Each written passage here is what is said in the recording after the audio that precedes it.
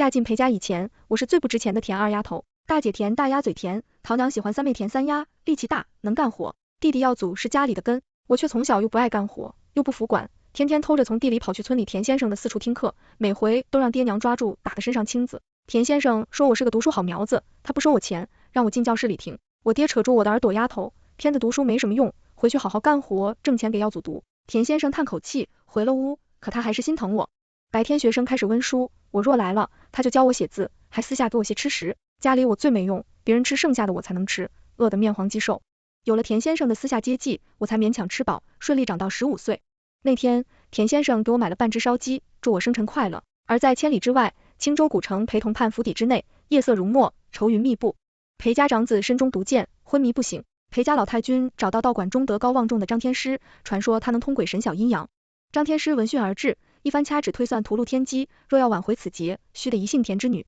自西南而来，其八字中旺水能克毒火，更需识文断字，以智慧之光照亮前路，此乃冲喜之策，或可逆天改命。靠着这些消息，裴家往西南方向找了800里，最后精准的找到了我。爹娘乐疯了，裴家挤了20两聘礼，我爹娘省吃俭用10几年才给耀祖攒了4两家底。裴家说了银货2契，这闺女就当买了，以后是死活都跟田家没关系。五娘听了稍愣了一下去，做冲喜娘子都是那裴大公子死了，说不准裴家会让我陪葬。爹看到娘愣了，狠狠拽了一下她的衣袖。娘看了眼耀祖，第一次揉着嗓子跟我说话，丫头，去吧，这是你的命，爹娘养你15年，也算你报恩了。田家借了钱，裴家就把我接上一辆马车，一路飞驰离开了生我养我的田家村马车。到了村口，我远远看见田先生驾着一辆驴车追上来，一头银须颠得飞扬，拉开帘子冲下车，就地跪下，哭着冲着田先生的方向重重磕了几个响头。从小到大，除了田先生没人对我好，田先生对我来说如师亦如父。马车里的嬷嬷拽起我塞进车里，一边替我擦了擦眼泪，一边小声骂我，你不要命了。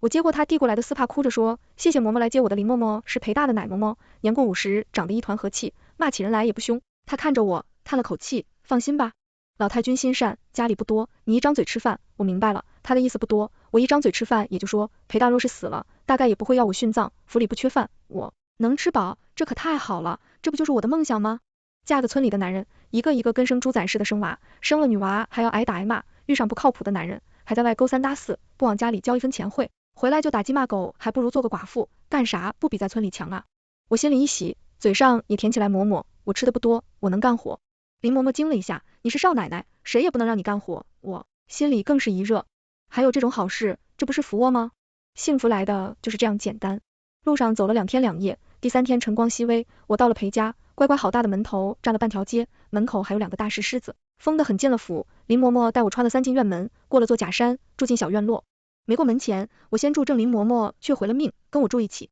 她接了新的任务，成亲之前要把我收拾出个样来陪。回家虽然是冲喜新娘子，也不能太掉价。离冲喜的日子还有1个月，这些日子我每日什么也不做，就在水里泡澡，又是花瓣又是牛奶，泡完就一层一层往身上抹东西，脸上更是时时刻刻贴着层浆糊，头发上也是擦得油腻腻的，手脚厚厚的茧子都磨了去，整个人像个蚕蛹被裹了层，等着出壳。抹完了药，林嬷嬷还教我规矩，怎么站怎么跪，打招呼吃菜喝水打个星号，样样都要有规矩，不能出了格。我脑子好学得快，不会就拿笔记下来，夜里偷偷练习，业余时光悄然流转，我如同枯木逢春，悄然蜕变，渐渐间绽放出闺中女子独有的风韵。1个月过去，也有模有样。李嬷嬷摸着我白皙的皮肤，又将我漆黑如墨的长发精心的打理成发髻，留几缕碎发轻轻拂过脸颊，增添了几分柔美与灵动可算，有个闺秀的样子了，有了样子。林嬷嬷带我见了老太君，是个看起来就雍容华贵的老太太。她见了我别过脸，立刻有丫头上前给老太太擦了擦泪，世子瞻会喜欢的样子。那时候我还不知道，我那昏迷不醒的相公白月光与我7、8分像，他正是为救白家小姐才中了山匪毒箭。白家退了婚，又把白小姐嫁了府尹家的3公子，老太君对我还算满意。临摹又让我提笔写了几个字，我写了句李白的诗的一夕出入千花明，万壑渡劲松。风声老太君更满意了，说是个心境开阔的丫头，比那没心没肺姓白的强。他大手一挥，赏我52铃，嬷嬷好好伺候我，我可太高兴了，差点没绷住呲出牙花子来，默念了10几遍里默默说的笑不露齿才憋回去。有这么大方的太婆婆，还要什么金镶玉，我都想去给算命的天师磕头了。到成亲的日子，裴大叔出的弟弟抱着公鸡和我拜堂，原本就是走个形式陪大，这样子家里也没心思摆酒，拜完堂就是送进洞房。我第一次进了庭洞院，这里比我原本的小院子宽敞10倍，院子里还有荷花池呢，正院3间，东边就是裴大养病的地方。喜嬷嬷给我挑了盖头，就推了出去。日后我要睡的是西厢房，可今晚我要跟裴大单一夜了。桌子上是和包酒和8样精致小菜，接着一早醒过来，我连口水都没喝。如今饿得饥肠辘辘，8个小菜都是精致分量，我一扫而空。吃饱了，自己换下嫁衣，关头上身上都松垮了不少。屋里只有我和裴子瞻2个，我凑上去看了看，大概是中毒颇深的样子。他的脸色有些发青，虽然闭着眼睛也看着俊眉秀眼，是个英俊少年，不过这会儿我总觉得他中毒的样子我似乎见过。那时候药祖因着我爹爹不肯给他多买一个糖人，自己跑去山里，让气不倒的叶子划破了腿，眼看药不行了，还是村里退役的崔老爹给了个方子，我爹逼着我们3姐妹夜里进山找了一夜白药找齐，才给药祖解了毒。那一次我还扭了脚，脚肿了几天都下不了地。我扒开裴大的眼睛，眼底果然有条黑线。我冲出去叫林嬷嬷进来，把我知道的都告诉了她，让林嬷嬷赶紧去抓药。林嬷嬷将信将疑的去报了老太君。夜里老太君亲自来了，还带着熬好的药给裴大喂下去，又在他周身几个穴位下了几针，不一会儿顺着针流出好些黑血。裴大剧烈咳嗽了几声，脸色由清白转成苍白，他中毒的日子久了，恐怕要转行。还要些时候，老太君欣喜的看着跪在地上的我，天师算的果然准，你是个好的赏，好好伺候少爷，少爷醒了，你的富贵在后头。林嬷嬷拉起我来，老太太大手一挥，赏赐了我100两。从此我也是个小富婆了，有了动力，我伺候裴大更带劲了，日日给他熬药补身体，亲自喂药，还找大夫学了学按摩，每日给他按摩翻身，疏通经络。3日后，裴少爷醒了，抓着正给他喂药的我的手说，阿瑶，我就知道你不会离我而去。我尴尬的一笑，奴婢是老太君聘来的冲喜娘子。田雨薇，是的，为了忘洗水的裴大，也因为老太君嫌弃田二丫太土，我现在有个新名字了，我自己记了好几天，好不容易才习惯。裴少爷知道了，我不是阿瑶，失望极了，松了我的手，闭上眼睛，我难过也要醒过来，让老太君看一眼，我的赏赐可不能飞了呀。喂，我冲出屋子，大声喊，少爷醒了。很快，屋子里乌泱乌泱来了一堆人，除了老太君，还有少爷的继母，妾室扶正的孙夫人。见老爷进了门，她哭得情真意切，客气说，可把我担心坏了。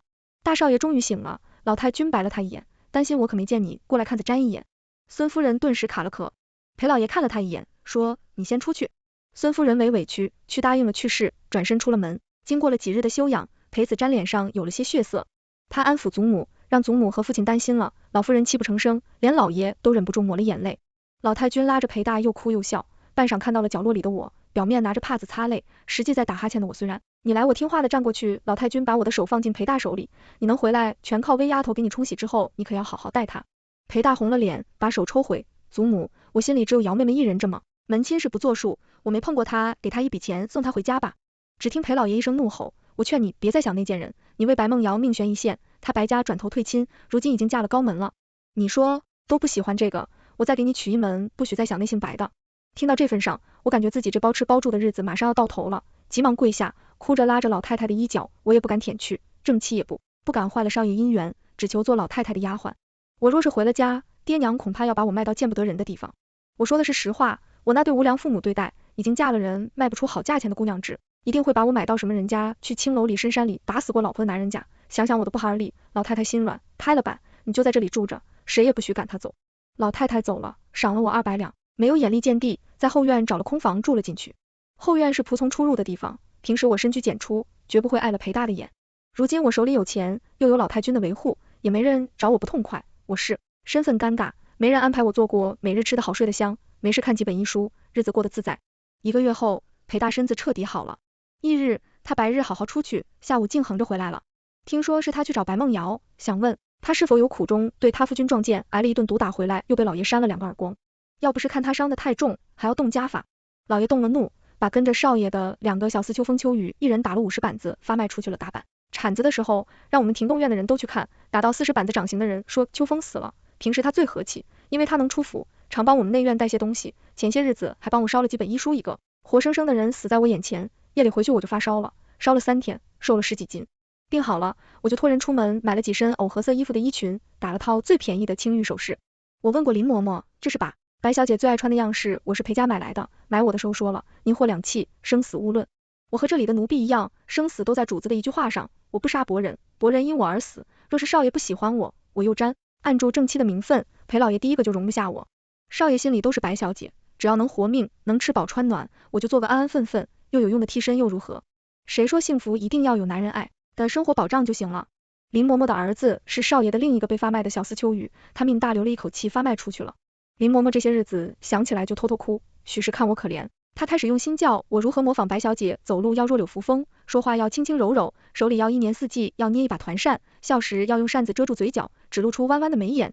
琴棋书画我是学不了了，也没人教我，我只能从别的着手。少爷挨了打，老太君吩咐日日要给少爷清补，我托来府里瞧病的林大夫买了几本讲药膳的书，还请老太君身边做药膳的李嬷嬷送了50两银子，拜她为师，学做药膳，日日泡在茶房给少爷炖补药膳。老太君知道我上心，还赏了我个镯子，让李嬷嬷好生教。我有了医书打底，加上李嬷嬷的教导，很快我就出师了。少爷如今只能吃好消化的吃食。那日我仿着白小姐打扮了一番，端着精心烹制的黄芪鸡汤银丝面去了少爷房里。少爷被习武的老爷2巴掌扇成了猪头，看着我款款进入，跪在地上，肿得眯缝着的眼睛里有千重波澜。好半天他才说起来伺候吧。我松了一口气，这局赌赢了。少爷配着2样清口小菜，把我做的清汤面用得一干二净，连汤也喝尽了。吃完了面，他说汤的滋味甚好，清香不腻。我给少爷擦了擦他头上的汗珠，小厨房还温着剩下的汤，我给少爷再上一种。他看着我，你有心了。从那天起，少爷1日3餐都是我送上药膳，他有了胃口又滋补，身子恢复很快。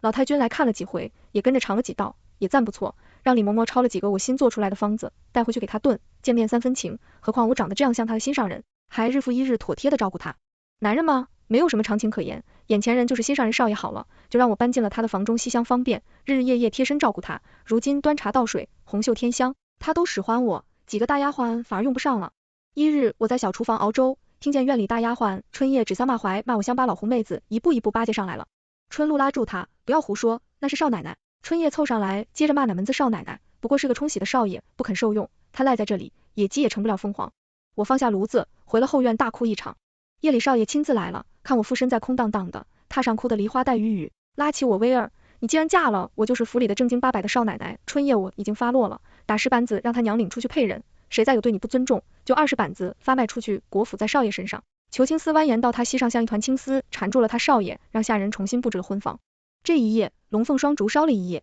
第2日，林嬷嬷拿着原帕送给老太君瞧了瞧，老太君赏我2个金锭，套黄金头面。那日之后，少爷待我越来越温柔体贴，我们俩情深意笃，下人们也对我尊重起来。算起来，我到这里已经半年之久，想起田家村的生活，恍若隔世。可那天门房来报说，大门外我爹来了，我让林嬷嬷替我打发了，说好了银货2契，我与他再无关系。林嬷嬷去了1刻钟，回来就让我去门房看看。他说来的不是卖我的爹，是那日我磕头跪拜的那一个。惊喜的跳起来，抓着2个金锭就冲到门外，果然是田师傅。我带他去了客房休息，让门房帮忙安排了茶点。从我爹把我卖了这半年，他日夜为我悬心田师傅的大儿子多年科举中，聚众的举人，如今在青州城外的沧县做县令，接了田师傅来养。老田师傅别了，嫁在村里的女儿在沧县安顿下，就答应着团练。裴家找来了，因怕裴家不肯让他见我才冒充了我爹。我把这些日子的经历捡着好的与师傅说了说，婆家很好，相公对我也不错，让他不要挂心。我跪下给师傅磕了几个头，爹娘把我卖了。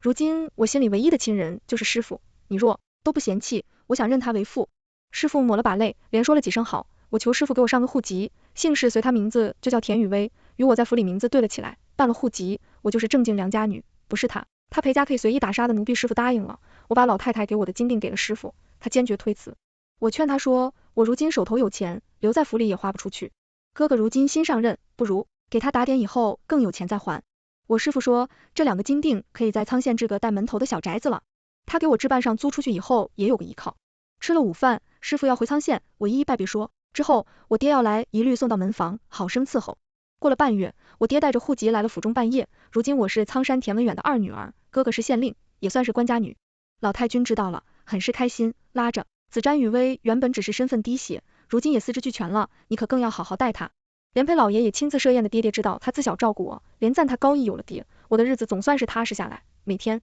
过得更开心了，药膳创意层出不穷。闲暇时光，我把这些药都写成方子，集成一本册子。子瞻看了说，若是迈入书局，定有很多人看我把册子送去青州城最大的人和书局，老板印刷成册，短短1月竟然卖出几千本药膳娘子的名号传扬出去，我也挣了足足500两。有了钱，我拿出手里的200两，偷偷买了裴家附近的一个修缮的不错的2进宅子，又把剩下的300两烧去沧县，托爹爹买了几10亩田产，我俩7-3分成。我和子瞻日子过得越来越顺遂，弗里森夫人却安排她侄女儿住进我们隔壁的湘云院。孙家原本是城中富户，家里男丁不成器，日子越过越破败，要不然孙夫人28年华也不会为人济世，如今家里大概更是不堪，要不然也不会动了入府的心思。孙守芳长得小巧玲珑，打扮也十分精致，有了孙夫人的耳报，她日日与子瞻偶遇，要么就是夜里不睡，在院子里弹琴唱曲扒子瞻，搞得不胜其烦。司马昭之心路人皆知，一日他竟趁子瞻醉酒，点了催情香，潜入书房。孙夫人在外等了些时候，见无异动，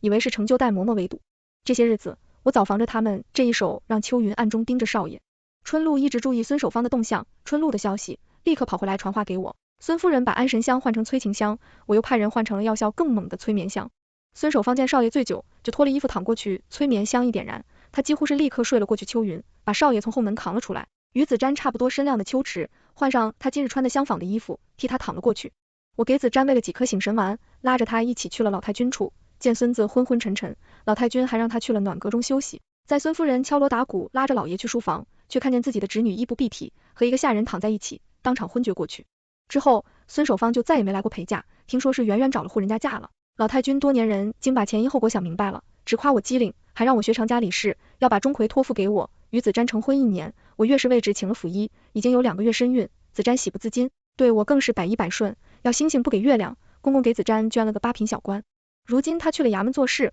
我问了院里伺候的丫鬟是否有意向伺候少爷，我给开脸又去问了老太君的意思。演了能干又安分的春露伺候子瞻园，本怕我运气多心，我劝他要给开枝散叶春露生下的孩子，我也会精心教养。子珊受用了，春露对我也更是敬重，几乎日日都要来看我。老太君夸我大度不嫉妒，还赏了我一个陪嫁的点心。兔子人人夸，我不嫉妒，可我心里知道，我只是怕死。田家村一尸两命的人太多了，生孩子9死1生，我还记得那时候娘生药组，用2天1夜稳婆都说不成了，我娘又这么一口气缓了过来，出了月子又没有调养好。40岁的人，一头花白的头发，我已经是正妻子瞻的孩子都要尊我嫡母，何苦冒着生命危险生下孩子？我精心养着胎儿，每7日都找大夫看诊，自己做这些药膳方子，养得自己气血很足。兄长如今娶了世家大族和东陈氏的女儿，嫂子知道我怀孕，派人送我2个调教好的丫鬟，芳草和方若卖身契也给了我芳草干练，方若沉稳伺候得很妥帖。义父还特地来看了我2次，不是亲生胜似亲生。裴家邻近的2进宅子前些时日已经翻新，我买了2个丫鬟4的杂役，又派了1个厨娘过去安排的妥妥当当，让爹爹安心住下。如今我距离生产越来越近，吃用也越来越小心。裴大这几日公务忙碌，半月未回，老太君年岁渐长，昏欲睡，不愿见人，我也躲了懒，偷偷芳草方若去了自己的宅子里陪爹爹，不曾想竟躲过一场大祸。夜里我吃过饭回来，院里2个2等丫头腹痛不止，昏过去了，我连夜请了大夫来看大夫，不说他2个是服用过量寒凉的药，给开了些温补的药，让调养些时日。大夫还说常人用了没事，若是怀孕的人用了，恐怕1尸2命。我大惊，派方若去查，果然因我未说明不在，伴送过来10几个2等丫鬟就分着吃了，其中2个喝了保胎的药膳，当时无事，夜里才发作起来。如今我已经只掌钟馗禀明，老太君和公公封了府门锁了，厨房把当天出入的人员挨个审问，很快就审出孙夫人身边的丫鬟曾频繁出入。我亲自去了那丫鬟住处，看她床下的石砖似乎有翻动痕迹，翻开是一包未用完的红花。她原本不肯说，我威胁要卖她入青楼，她才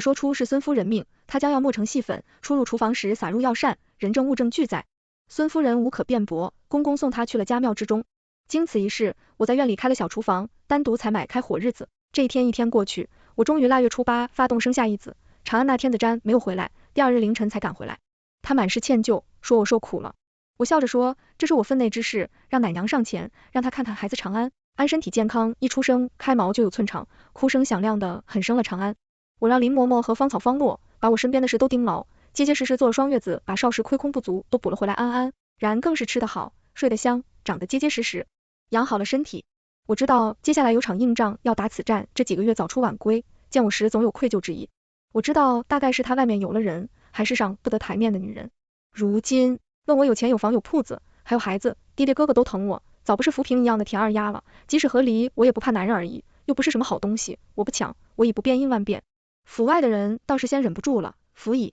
请因他莫赈灾银两，男丁被抄家流放，女眷没入教坊司白梦瑶托人找到了子瞻，求他就自己出来。相公费尽心思打点关系，假死放他出来，如今改了名字叫琉璃，他与贼子瞻青梅竹马，对他喜好了如指掌，稍用些手腕就把子瞻勾到床上，子瞻不敢把他带回府中，而是换了身份藏在府外。可琉璃当惯正妻，哪里甘心做外事，忍到第3个月，会在府外飞，要见我耗了半日，府外围着的人越来越多，我派人隐藏在人群里，大声说，这不是嫁给府尹公子的白家小姐吗？他不是因醉没路教坊撕了，怎么会出现在这里？举报教坊私逃奴赏银，可是10两周为号，是百姓蠢蠢欲动，几个人壮着胆子要送他去。官府下的白梦瑶花容失色，被人拖到半路，才被得了消息的子瞻赶回来救下。夜里公公得了消息，把子瞻带回打了石板，要他跪里一夜祠堂。夜里我去求了公公，劝他让白梦瑶入府，他在府外不定勾引相公做出神妖事来入了府，府中自有规矩，他翻不起大浪。公公说，若他有不妥，我可自行处置，不必心慈手软。夫君带着伤跪了2天2夜，我带着长安去见，他说已经劝了公公接白梦瑶入府。夫君感动之余也觉得对不住我，我趁机提出白梦瑶身份尴尬，府中人多见过他，最好想个稳妥住处。夫君把他安置在我出入府的偏僻小院子，我开了库房，捡着上好的黄花梨家具，送了一套过去。子瞻很满意，姨娘的份例是1个月1两，要按规矩来，不过子瞻手头自然有银子花给他的新奸宠。红露前些日子怀了身孕，如今已经4个月，我又添了2个丫鬟，按着我怀孕时的膳食小心伺候。我比着子瞻的喜好，从扬州500两买了个绝色瘦马，清理绝伦。若柳扶风比起白梦瑶自小被卖的婉然，还真是我见犹怜。我接他进府悉心教养，那孩子心思透亮，知道眉高眼低。此战若是公事不忙，几乎每日都来我房中看看长安陪我用饭，第一眼看到婉然就看直了眼睛，食色性也白月光已经是囊中之物，日日耳鬓厮磨，早没了新鲜感。这一餐，此战用的魂不守舍，吊足了胃口，可若这丫鬟轻易给他，恐怕也就新鲜不了几日。我不图口子瞻，日日都来了，我就让婉然去伺候。夜里，子瞻也歇在正院，连着7日。听说梧桐院的白梦瑶也折腾了7日，日日派丫头在府门口守着。今日我们姨娘亲自下厨做了羹，子瞻就推，没有胃口。明日姨娘头疼，请您去看看。子瞻说，头疼就比您夫人去请府医，当个乐子，日日瞧着还与子瞻商量。白姨娘高雅太婉然带人送了一个名贵的瓷瓶摆件过去，果然白姨娘见了，婉然立刻动了怒，把瓷瓶砸了，还扇了她一耳光。夜里次再来，我就没有让婉然伺候子瞻左右拿鞍，终于问那个新来的丫鬟怎么不见，我把白日的事说了一遍。我一番好意，福音府果然财大气粗，价值200两的瓷瓶，白大小姐问都不问就砸了，还打我丫鬟，不知是不是好东西。见多了，白梦瑶背信弃义，在嫁本就是子瞻，心中一个字，府尹贪得无厌，被处置，一丘之貉，自然不珍惜物品，如今又伤他。心间子瞻大怒，吩咐梧桐院学力减半，既然砸了瓷瓶，以后也用不上什么好东西，黄花梨也不许使给他，用最普通的松木。如今水到渠成，我提议婉然受了委屈，不能给他开了脸，也做姨娘，免得受人搓沫子沾喜上眉梢。我说隔壁的方然居前些日子已经收拾出来了，今夜就安排他住过去。如今府里孩子还少，还望婉然也能早日给相公开枝散叶子。瞻对我一拜，夸我贤德，急不可耐去安慰他的心间。宠他走后，我车下端着的虚假笑容，去看了看已经睡熟的长安。有了长安，我实在是懒得敷衍夫君，只要我在府中地位稳固，他最好能左拥右抱，少来我这里留宿，省得我喝婢子汤了。这些日子，白梦瑶几乎成了望夫石，不过没了宠爱，也消停了许多。如今我的心思还放在另一件事，兄长如今3年考评，到前打点青州府尹丁忧，如今正是个机会。这些日子，我的药膳方子卖得甚好，传遍大江南北，挣了上万银子。我又趁着开了2家铺子，卖配好的药膳材料，赚得盆满钵满。高低低来住，回城时凑了2万两，让他带回去给兄长打点。我与兄长虽不是亲生，如今已经是一荣俱荣，成为最紧密的利益结合体。若能助他执掌青州，才是一本万利的买卖。3年轻知府10万雪花银，我的2万两立刻解了兄长燃眉之急。年底考评官员后，他顺顺当升迁青州府尹。1日门房来报，说门口开了3个叫花子，非说是我爹娘和弟弟在门，人口撒泼打滚。我让林嬷嬷去门外瞄了一眼，虽然穿得破破烂烂，饿得面黄肌瘦，但的确是我那狠心的爹娘。我爹在门口大哭，说狠心的二丫自己过得好，就不管爹娘死活，自己吃香喝辣，爹妈和弟弟吃糠咽菜，马上要饿死了。我这白眼狼狠心短命，街边围观的百姓越来越多，我派人通知了兄长和爹爹兄长，立刻安排差役，立刻赶了过来，爹爹也赶了过来。我让林嬷嬷找出当初爹娘按了手印的卖女文书，细想了个妥帖的计划，带着3人哭嚎的筋疲力尽才出门去。林嬷嬷先上场，拿出当初的卖女文书，给围观的人看了看，上面写的清清楚楚，卖米田二丫于裴府银货2妻生死无论。林嬷嬷说，当初裴府的确是从乡里买了丫头，丫头复活，在家里就被父母虐待，瘦小干巴，她一生的伤病路上就死了，裴家20两银子打水漂，没有找赔钱，就已经是宽仁大度了。周围的人都来看了看，的确如此，开始骂这3人狠心。接着田府的大管事并着差役登场，打骂这3人。我家二小姐乃是府尹大人亲妹，岂能是你们冒认？我爹让差役拿出我的苍相护帖，绕着转了一圈，我那亲爹亲娘都傻了眼。一旁的围观人群议论纷纷，有好事者还扔了几个臭鸡蛋和菜叶子，要把这3人撵走。最后我打开府门走了出去。这几年养尊处优，身高身形都有变化，几个衙役压着我爹娘和弟弟跪在我身前，让他们看看我到底是不是他们的亲生女儿。我冷眼看过去，这几年我执掌中愧也有几分威压，他们绝不敢认。方若上去一人给了2个耳光，揪着问我家夫人到底是谁。这3人都是窝里横，只会欺压女儿，见到上位者吓得话都说不利索，连连磕头说自己有眼无珠，屁滚尿流的回家去了，带他们走了。我派人去跟着回去打听消息，他们当初卖了我，全当我死了，这些年问都不曾问过，怎么会突然寻来秋风连下带诈，问出是裴家一个姨娘给的消息，让他们前来享福。又回乡里问了问，自从卖了我家里颇阔气了些时候，耀祖把7里8乡的集市赶了个遍，村里几个痞子看他有钱设了赌局，几把下来输了整整30两，不仅家里赔得底掉，还倒欠了8两银子，只能把大姐3妹紧着嫁了出去，才堵住缺口，家里一贫如洗。耀祖又沾了坏习气，日日吃喝嫖赌，2个女儿嫁出去，他们也日日如打秋风。大姐心狠，见他们去饿死也不肯给钱，日子过得还不错。3妹心软，时不时贴补他们，被婆家嫌弃，再加上连生2个女儿，如今已经被休娘家翻脸不认人，不许她回去。如今她领着2个女儿风餐露宿，住在村头破庙里，我派人装成过路的商客，发善心买了3人去田庄帮佣，将他们母女送到武昌县的庄子里，那里的庄头已经得了，我示下给他们母女单独拨了个小院子居住。3妹力气大，在田庄干活，2个小侄女也派人叫他们读书刺绣，就一技之长只1点，进了庄子就绝不能再和家里联系，没人吸血。3妹带着孩子在庄子活得有滋有味。处理好了家里，我转头查了府里这段时日，只有白姨娘的丫头告病出了府，看来我还是对白梦瑶太过宽容，这些时日夫君独宠婉然，恐怕她早已经咬碎了银牙。如今府里上下都在我掌握之中，略查就查出她还派人盯着厨房，如今我开火都是在小厨房，恐怕是她对婉阴阳存了不好的心思。我把婉然叫来让她留心，最近吃用不是我送去的都不许吃。我称病暂时把府中之事松了，监管半月后，婉然的吃食里排查出桃仁末，她自小桃子过敏，碰到都会肿成猪头。我曾排查过府内众人的饮食禁忌，3令5申不许给她用这些桃仁的量用上，轻则毁容，重则一命呜呼。婉然用手碰了点，手立刻肿了起来，她哭着去找了夫君说有人要谋害她。夫君让我去查林嬷嬷，回禀前些日子有人来闹事，府里人挑唆夫人已经气病了。夫君震怒之下亲自去查，抽丝剥茧，很快就查到白梦瑶身上她已经失宠好些日子，原本夫君还有不忍我安排管家上前回禀白姨娘，前些日子招摇过市，恐怕被认出身份。夫君如今在提拔的关键时刻，新欢旧爱都不如他的乌纱帽婢，可把白姨娘堵了嘴，远远发卖到没人认识的地方。白月光又如何触碰了他的利益，也是文字写处理了白梦瑶沉疴多年的老太君和公公接连去世，婉然也发现自己有了身孕，月后生下一女云音，加上春露生下的儿子，如今府里已经有了3个孩子，子瞻丧妻过去又生一疾，这回是个肥差同僚中时常宴请，又送他一美妾陈九娘。如今他春风得意清，周个大青楼厨馆里都有他的相好。哥哥告诫几次，他不肯听，还借着酒劲让我告诉哥哥，男人酒场有几个知己是常事，不要多管闲事。傅依灵若来问平安脉时，告诉我如此。他身体对酒色亏空的厉害，戒酒戒色才是保养的根本，要不然恐怕寿命不长。我拿出帕子擦了擦眼睛夫君的意见，我怎么能为傲再说开枝散叶也是好事。林大夫聪慧一听，听就明白，也不多管闲事。这些日子我怕他精力不济，鹿肉韭菜这些壮阳的都常让厨房坐下。听林大夫说，他还想他打听过补肾的金丹这些东西，林大夫不肯卖，他只是说青楼主管多的是，这些年我读医书也算学有所成。此瞻的面色虽红，内里透着灰败，一日他下了衙就未回复，到了深夜竟被怡红院用门板抬了回来，马上风只剩了一口气，同